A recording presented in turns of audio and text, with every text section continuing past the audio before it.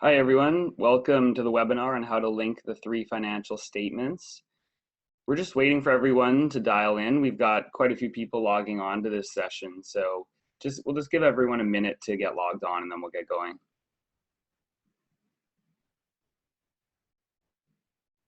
If you have any questions throughout the webinar, you can use the tool for Q&A to ask questions, and some of them I may answer as we go and the rest I may leave till the end, just sort of depending on the nature of the questions. But it looks like just about everyone is logged in now, so I'm going to get going. Thanks everyone for joining us on how to link the three financial statements in Excel. This is brought to you by the Corporate Finance Institute, and our mission is to advance your career. So everything we do is extremely practical and extremely skills-based so that we can teach you how to be a world-class financial analyst. The objectives of this session are a few things. First of all, let's just talk about why we would link the three financial statements together. What's the purpose of doing this? And then what's the best layout to do that? There are a few different ways to structure your model, and I'll talk about the pros and cons of different approaches to laying out your model. Then we'll break down the actual approach to linking the three statements. It's a bit of an iterative approach, as there are steps that you can only do after you've completed other steps, so you sort of have to go back in this circular fashion. And then I'm going to do a live demonstration of linking these statements in Excel. So this whole session will take about 45 minutes with at least about half an hour of Excel work. Just quickly before we get started, we assume that you have a basic understanding of accounting in taking this webinar. If not, we do offer a free accounting fundamentals course on our website.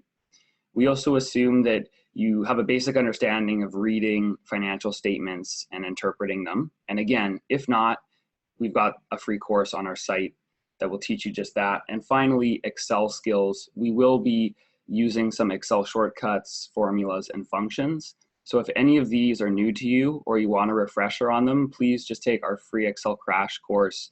It's jam-packed with all sorts of tips, tricks, shortcuts, formulas, and functions. All right, so let's talk about why we would link the three financial statements together. It's really the building block of all other financial analysis. Before you can do anything else, you need the income statement, the balance sheet, and the cash flow statement all linked together and dynamically flowing. As soon as that's in place, you can start to do financial analysis. You can test scenarios, you can look at ratios, you can look at profitability metrics, all sorts of things. And then above your financial analysis, you could look at layering on a discounted cash flow model where you'd be valuing the company. You could get even more advanced by looking at an M&A model where you've got two companies that are going to merge, and you would look at pro forma metrics like accretion and dilution. And then you can get into scenario analysis and sensitivity analysis. So really, this is just to say that the three statement model is the foundation. That's why we're doing this webinar today for free, is we want to make sure everyone has a solid understanding of how to link the statements. And from there, you can progress to more advanced types of financial models.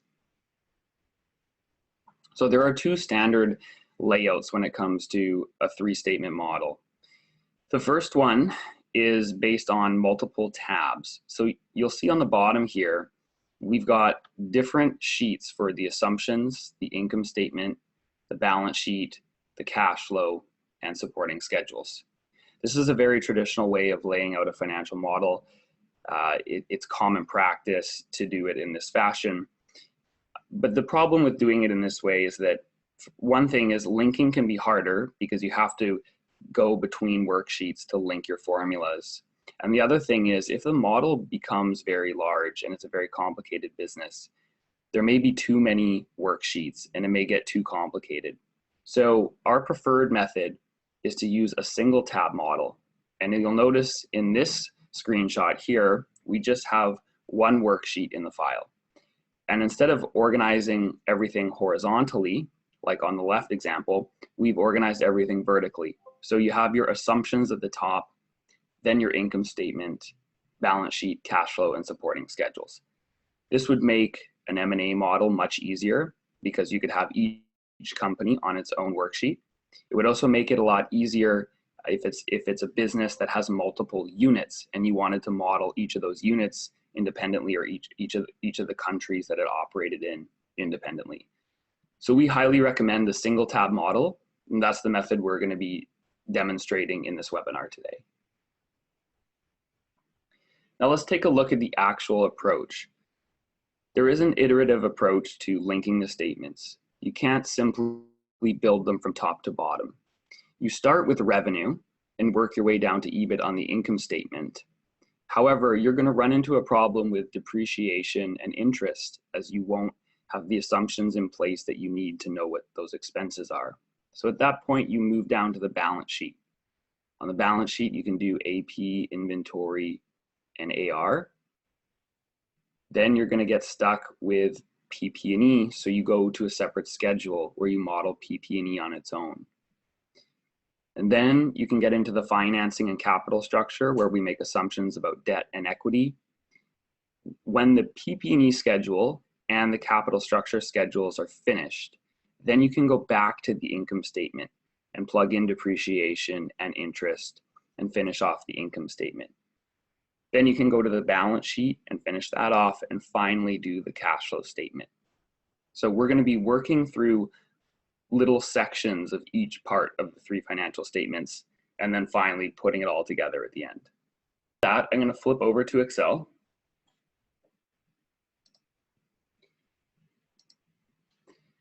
And I trust everyone has received this file in the email that we sent out. If not, please go to your email and check. You should have received a copy of this file.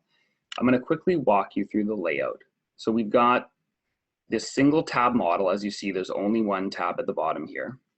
It's organized by assumptions, income statement, balance sheet, cash flow, and supporting schedules.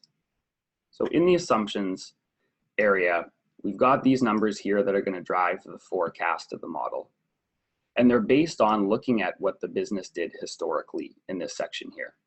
So we've got the historical section, and then to the right of it, the forecast section. We can then open up the income statement. These are the historical numbers for this company. We simply took their financial statements and typed them into Excel. We can then see their balance sheet below that.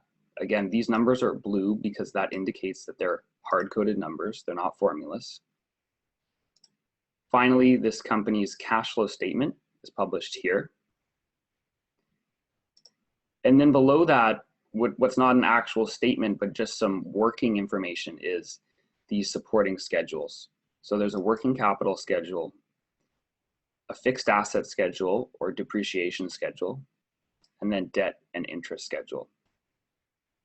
So what we're going to do now is we're going to go through and build out each of these sections one by one to fill in the forecast of this model. So we'll start with the income statement.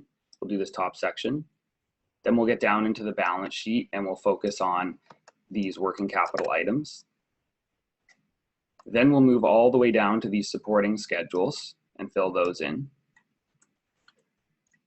Back up to the income statement to do interest and depreciation, taxes, then back to the balance sheet, and you get the idea. So this is that iterative approach that we spoke about earlier, where we can only do things one at a time. So let's start with revenue. If you have this open, please work along with me. Otherwise, you can just watch my screen. But we're going to calculate revenue based on a year-over-year growth rate.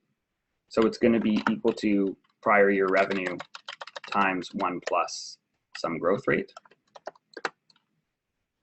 Cost of goods sold is going to be a function of revenue and a cost of goods sold margin. And then gross profit is going to be equal to revenue minus cost of goods sold. So with those in place, I can fill them right with Control R. If you want a review of these Excel shortcuts, please take our Excel crash course. It's free, and it will teach you how to quickly fill things in just the way I am. So that was fairly straightforward. We've got a growth rate assumption for revenue and a margin assumption for COGS. Then we get into the expenses. So we've said that salaries and benefits is a fixed cost. It's not a percentage of revenue. So we simply link to an assumption that has a dollar value. Same with rent and overhead. We've said rent and overhead is going to be constant over time. It's not going to grow with revenue. So we put those in place and we can fill them right with Control R. But then we get down to depreciation. And you'll notice in the assumptions that depreciation is based on a percentage of property, plant, and equipment. Or it could be a more complicated form of depreciation like straight line. But we've said, okay, it's a declining balance, whatever type of depreciation assumption you want, it's going to be a function of property, plant, and equipment. So we're kind of stuck. And then interest here, we also can't complete because interest is dependent on the debt balance, and we don't have anything on our balance sheet yet. Taxes we also can't do because we don't know what the earnings before tax are. So we're kind of stuck here. So now what we do is we go down to the balance sheet and we say, okay, we can model accounts receivable, inventory, and accounts payable because we have revenue and cost of goods sold already in place. So accounts receivable is simply the percentage of revenue that's left unpaid at the end of the period. So our accounts receivable is going to be based on revenue multiplied by the assumption we have for the number of days receivable or outstanding divided by 365 to convert it to dollar value. So that would be our accounts receivable at the end of the period. We can also calculate our inventory because we have an assumption about inventory turns, and inventory is a function of cost of goods sold multiplied by the average days that it takes for our inventory to turn over, which in this case we're saying is 73 days, divided by 365. So we multiply the cost of goods sold by the average inventory days and then divided by 365 to get this dollar value of inventory. So I can fill those right. So just to review this, because it's not the most intuitive, accounts receivable is a function of revenue because we've recognized revenue for this business, but we have not necessarily been paid for all that revenue. And if we have 18 days on average that it takes to receive our revenue as actual payment, then we can multiply revenue by 18 divided by 365. So that's the proportion of the year that's unpaid at the end. For inventory, we do the same thing. We take cost of goods sold and multiply it by the days that it takes to turn inventory divided by 365. Okay, now we can move down and do accounts payable as well. So just like accounts receivable, accounts payable is going to be based on a days assumption, a number of days, but it's going to be applied to expenses, not to revenues. So the expenses that we will assume that we have payable terms on are cost of goods sold.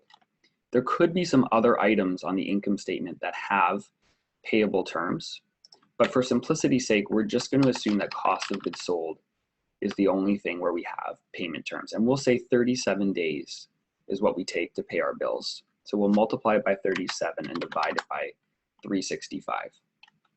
So that's the percentage of cost of goods sold that are unpaid for at the end of the year. So I can fill that right. So at this point now, we've got our working capital completed with our accounts receivable, our inventory, and our accounts payable. We've kind of chipped away at what we can do on the balance sheet. And once again, we're kind of stuck though, because we don't know what property, plant, and equipment is going to be. We don't have a debt number, and we don't have what we need to finish this section either. So we're kind of stuck. So this is where we now continue to move on. We don't get discouraged, even though we don't have those numbers. We just move on down, and we'll build some schedules at the bottom here. These are very simplified versions of the schedules you would build for an operating company. Typically, there would be a lot more detail here, but what we can do is, first, let's do our property, plant, and equipment schedule. So what we have here is an opening balance which is the same as last period's closing balance. We add to it by spending capital on PP&E, either buying additional equipment or investing in the existing. And then we deduct from it with depreciation. So let's fill in this schedule. We call this a corkscrew calculation because it pulls the numbers through like a corkscrew shape. So the opening balance is equal to last period's closing balance. The additions are up in the assumption section, where we are adding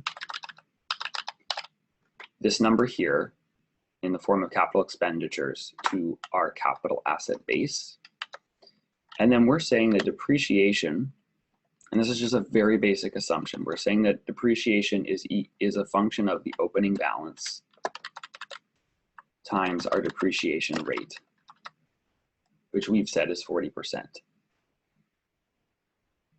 Now, in reality, you may have a more detailed schedule than this. There may be a more complex calculation, but for illustrative purposes, this will show you how to connect the statements. So depreciation is 40% of the opening balance.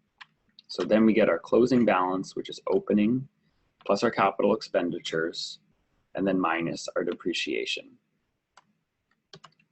The closing balance is what we need to put on the balance sheet. So once we have that filled, we can select all this area and press Control-R to fill it right.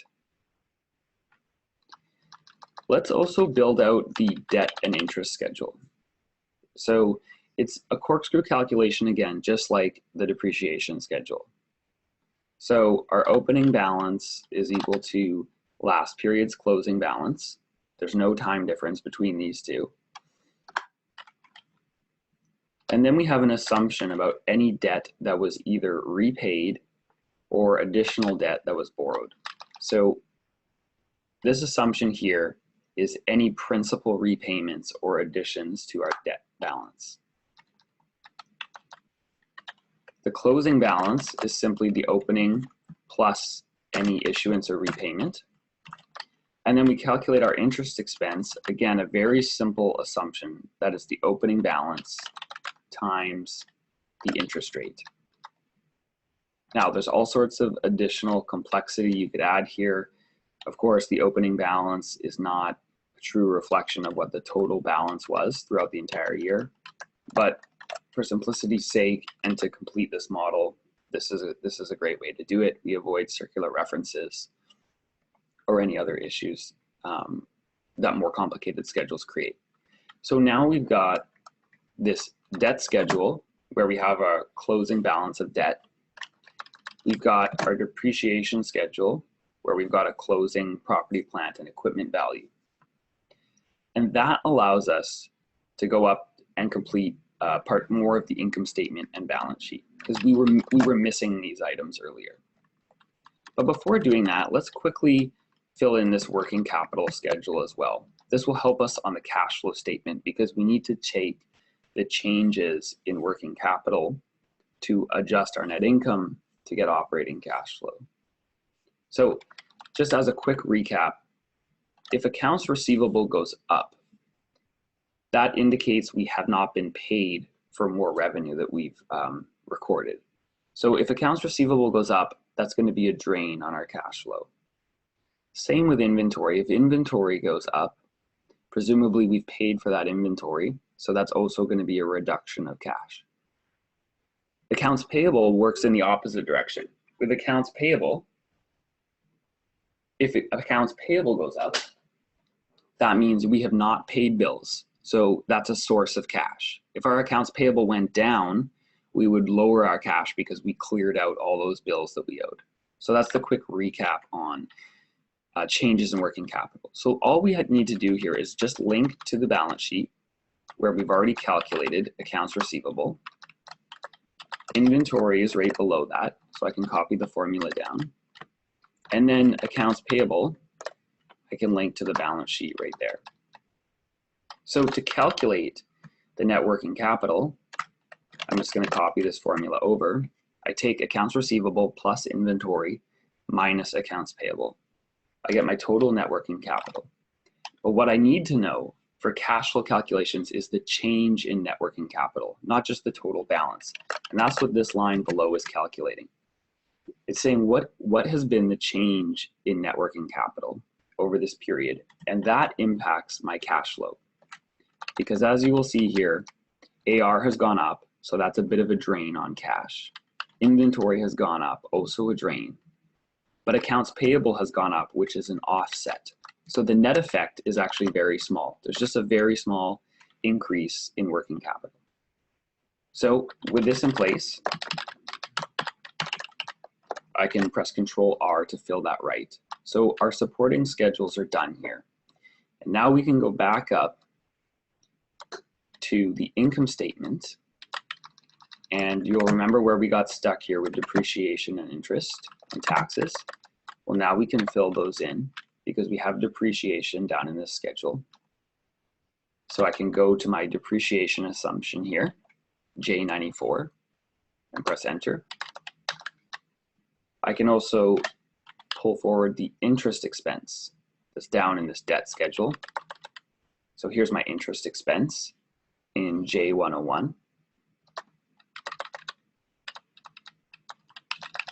And then I can take these two rows and selecting the area and pressing Control R, I fill it right.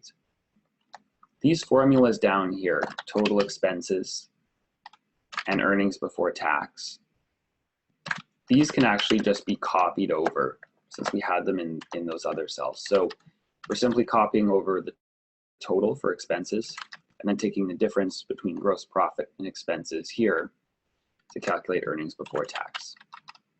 With earnings before tax in place, I can finally calculate our tax expense, which is EBT times the tax rate assumption of 28%. Again, just a disclaimer, this is a very simplified approach to calculating taxes. There are all sorts of nuances with current taxes and future taxes, etc. But for now, the exercise is to complete the 3 financial statements. So we're going to keep all of our assumptions very simple. And we can now complete this income statement here with a very simplified approach to taxes. That gets us to net income. So that's great news. We've got the income statement done. But if I go back down here, still quite a few holes on the balance sheet. And of course, the cash flow statement is completely empty. But let's chip away here. We've built this property, plant, and equipment schedule down below. So we can now fill in the PP&E line on the balance sheet. So let's go down to our PP&E schedule. And we can select the closing balance for PP&E right here. And I'm going to fill that to the right. With that in place, I'd also like to take this subtotal here of total assets and fill it to the right. So now this is all linked up. Cash is going to be the very last thing we do. This will be our final piece that tells us if the model's working or not. So we're going to save that. But scrolling down here, we know that we've got the debt schedule now. So I can fill in debt. So I'm going to go down to the debt closing balance, J100, and just link that in. I can then also copy across this subtotal. So I'm filling all these right with Control R. So now what I've got here is liabilities completed because of our debt schedule and our accounts payable that we calculated earlier. But then we've got equity capital. So how do we pull this forward? Well, with equity capital, it's going to be sort of like a corkscrew where you've got like a prior period and then a change. So our equity capital is going to be whatever it was in the last period, plus the assumption that we've made at the top here about any equity that's issued or repurchased. So you can see here that in most cases it's 0, but this company did raise some money in 2012, and then we've made an assumption that they're going to buy back some equity in 2020.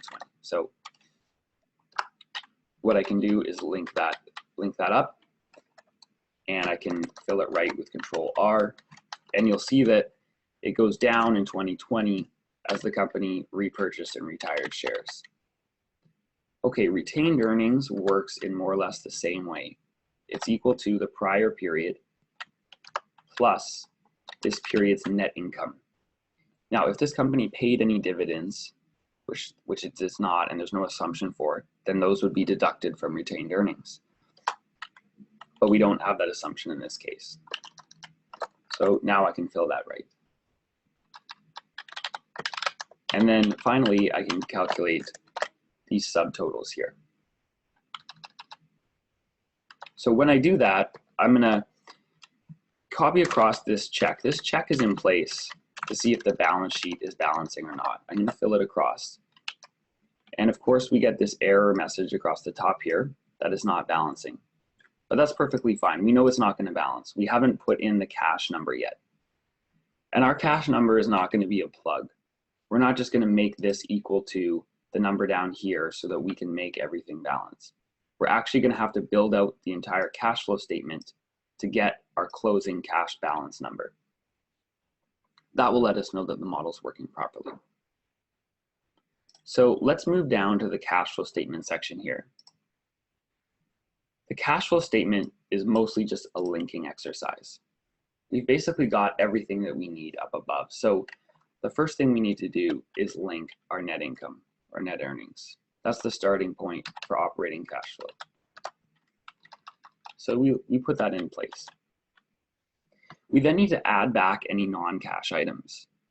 As you know, earnings is not a cash metric, and expenses like depreciation and amortization, stock-based compensation, unrealized gains or losses, they're all sorts of non-cash items, but depreciation and amortization is typically the main one. So I'm going to link to depreciation and amortization, which is the only non-cash expense we have in this simple example. But this is still not quite our cash flow yet, because we need to adjust for changes in working capital.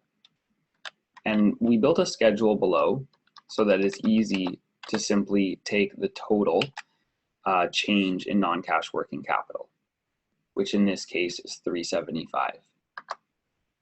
So as you recall, 375, really what that represents is the net change from accounts receivable, inventory, and payable that we need to adjust for, because we didn't receive all of our revenue, we bought some inventory, and we didn't pay all of our bills. So we've got this small amount of adjustment here.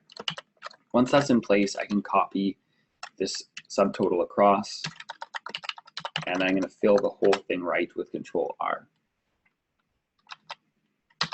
So just to make sure it's crystal clear, the reason that we deduct this increase in working capital is that if net working capital has gone up, that means AR and inventory have gone up more than accounts payable. That's a reduction of cash for us, because AR means we haven't been paid, whereas AP means we haven't paid our bills. So it's a reduction of cash. Then we can move on to the investing cash flow. And in this case, it's a fairly simple assumption that our only form of investing is in property, plant, and equipment. And that's found on this line here, J93, where we have our capital expenditures. So then the total cash that's spent on investing, this is a little bit redundant, but this total line is just equal to whatever we spent on property, plant, and equipment. This section could have a lot more detail to it depending on the business. There could be acquisitions of other companies in here. There could be dispositions of assets. There could be all sorts of things, but this is a nice simple example for now. Okay, then we have to look at the issuance and repayment of debt. So the easiest way to do this is to go to the balance sheet and take the difference in the current period debt and last period debt. Whatever that difference is going to be any increase or repayment of debt. And with equity, it will be the same thing. We'll take our equity capital in this period and subtract our equity capital in the prior period. So that gets us our change in equity. And then we can copy across the subtotal here. So we've got the change in debt, change in equity, If there were dividends paid, the dividends would flow through here, but this company does not have any dividends nor an assumption about dividends. So you'll see what happens here is when debt goes down on the balance sheet, it gets picked up on the cash flow statement. When equity gets repurchased on the balance sheet, it gets picked up on the cash flow statement here. So with all this in place, what we can now do is copy across this formula. This formula is just simply taking the net of these three. And you'll be careful to watch your signs here. So cash from operations we have as an addition to our cash balance. Cash that's invested is an outflow of cash, so we subtract that. And then cash from financing is a source of cash. You could have it so that these numbers here are expressed as negatives, and then you would have to adjust your sign down here and sum them. So it doesn't matter which way you do it. I've seen both with many companies, but just be careful of which sign you're using. So then we have our opening balance that gets pulled forward from last year's closing balance of cash. And then this year's closing balance is simply the opening balance, right? The opening balance that came from last period, plus the net increase in cash from this period. And I can copy across this check as well. So with all these formulas in place, I can now go down here and press Control R to fill these right. And let's just take a quick scroll through the model. Now we still have this error message. That's totally fine. That's totally normal. So let's just review what we've done. We've filled in the income statement. We've built all the balance sheet except the cash. We filled in the cash flow statement, and all of the above statements were supported by these schedules here. So we had our depreciation and fixed asset schedule, our debt and interest schedule. And now we sort of have the moment of truth where what we do is we take the cash number here and we link it to, down on the cash flow statement, the closing cash balance. This is where you cross your fingers and you hope it all worked, and you press enter, and yay, then you celebrate, okay, it works. So now you can press Control R to fill all your cash across, and you get super happy because everything balances, it's all live linked, it all works. And best of all, there's no plugs, there's no like forced solution in here. If anything, if any of the formulas were off, it wouldn't balance, it wouldn't work. So this is great news. We've built this together here. Hopefully you've been working along with the example that I sent out, but if not, I will email this out to everyone as well so that you have the solution. And what we can do now is just open it up for questions. If people want to type in questions using the Q&A function, I'm happy to field those questions right now, or you can always email later, and I'm happy to take questions offline. So let's just pause a minute here while people email in some questions.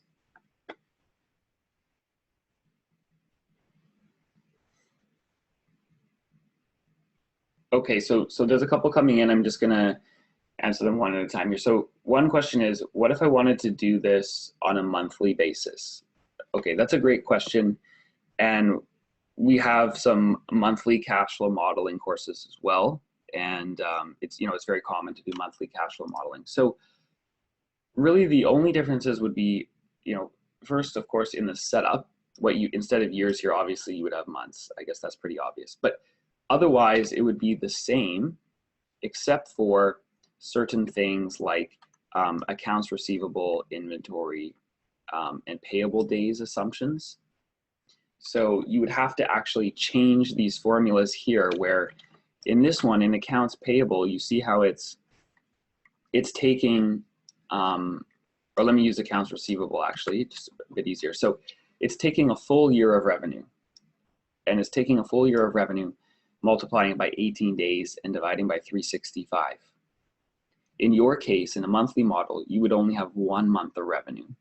So you wouldn't multiply it by 18 and divide by 365.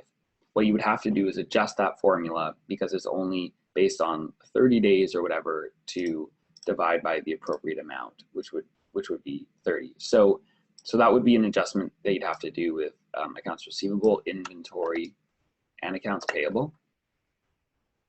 But otherwise, you more or less build it the same on a monthly basis. So maybe that's a good idea, though. We could do like a monthly model on the next live demonstration, because we do get a lot of questions about monthly. Okay.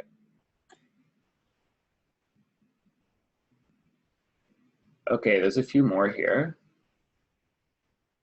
Okay, so here's one about M&A, and the question is, do you suggest that the company do it in the same tab or create a new tab for the other company? This is exactly why I like to do the three-statement model on one tab, because then what I would do is, let's say this is company A. What I would do is I would essentially copy this tab, move it over. I just have to click a few times here. Okay, and then this would be like, let's call this Target Co. So I would have, you know, our company here, Target Co. here. Of course, all these numbers would change. These would be totally different numbers for the target. And then what you would do is have yet a third tab where you would take the two companies and add them together. So you could actually copy this one again, create a third copy. So then they're identical, and that makes it very easy to consolidate them. So this is a preferred method of doing it. If the businesses are totally different and unrelatable, you won't be able to have the same format. But a lot of times you can actually put them into the same format, and it's very easy then to do an M&A model.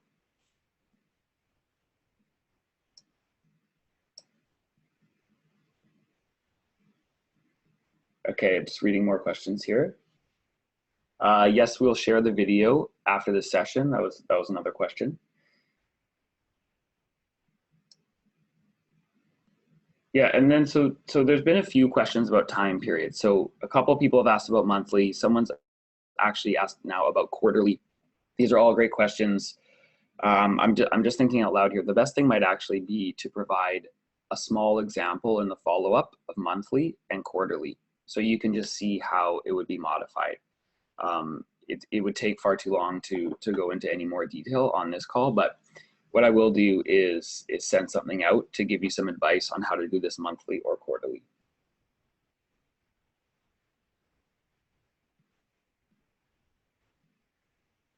Okay, here's a question about, I guess, auditing the model. The question is, what are some of the biggest discrepancies that lead to forecast misses? So I guess I can think of a couple different things of what that question might be asking. But one thing is, if by discrepancy you mean the model's not working, the model's not balancing, it generally happens from how you calculate changes in accounts on a complex balance sheet. So this is a very simple balance sheet. You know, the current assets are just here, and then the current liabilities are just here. So changes in non-cash working capital, easy to calculate. And then for non-current items, again, it's pretty simple here. But what you would have to do to audit the model is, if you're not getting it to balance, there could be all sorts of other assets and liabilities here, like related to taxes, or related to prepaid or accrued expenses, or minority interests, or all sorts of other things. And you need to very carefully monitor that they're being picked up somewhere in the cash flow statement, that the cash flow statement is truly capturing the changes and everything on the balance sheet. So that would be the biggest. But if the question is about what's the difference between a forecast and like actual results, you would make a sensitivity analysis at the bottom here to see what the model is most sensitive to. But most likely, it's going to be changes in revenue and changes in margin. So those two items will really move the needle. If all of a sudden revenue growth is 10% instead of 5%, it's going to be a huge difference in actual versus forecast. Same thing if this goes down, you know, the number's going to move quite a bit. So if I put this to 0, you know, you can see the net impact there. And if you were to make it 0 all the way across, that actually adds up to quite a big difference. So, you know, that's probably the biggest sensitivity.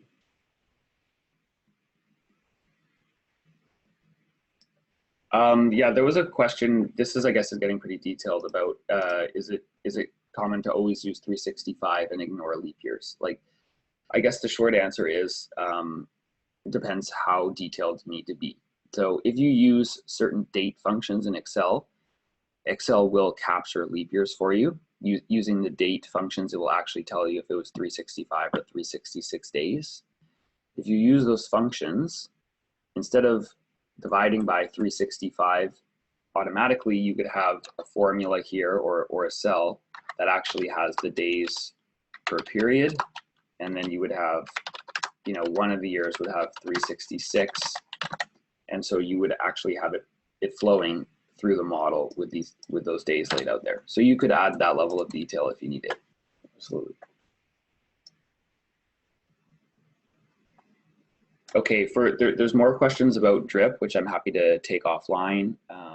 So I will follow up on that with email. It's been exactly 45 minutes now, so I do want to stay true to the time. And thanks everyone for joining us. We had a lot of participants on this call. I'm going to send everyone the completed model, and I'm also going to send out the recording of this video. If you have any further questions, please email learning@corporatefinanceinstitute.com. And thanks everyone so much for joining us. We really appreciate having you on this call. Thank you.